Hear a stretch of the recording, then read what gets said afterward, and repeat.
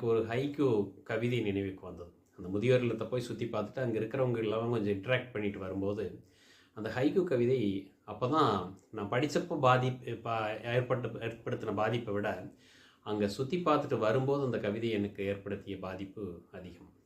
முதியோர் இல்லம் அப்படிங்கிற தலைப்பில் அந்த கவிதை என்ன சொல்லுது அப்படின்னிங்கன்னா,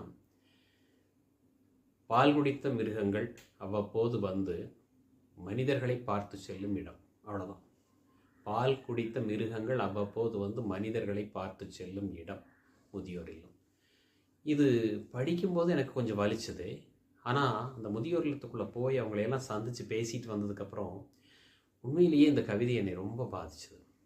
அங்கே இருந்த ஒரு பெரியவர் என்கிட்ட சொன்னார், தம்பி நீங்கள் பேசின உங்களுடைய இந்த ஸ்பீச்சை, உங்களுடைய இந்த பேச்சை என்னுடைய மகனும் மகளும் கேட்டிருந்தாங்கன்னா எங்களை கொண்டு வந்து இங்கே சேர்த்திருக்க மாட்டாங்க.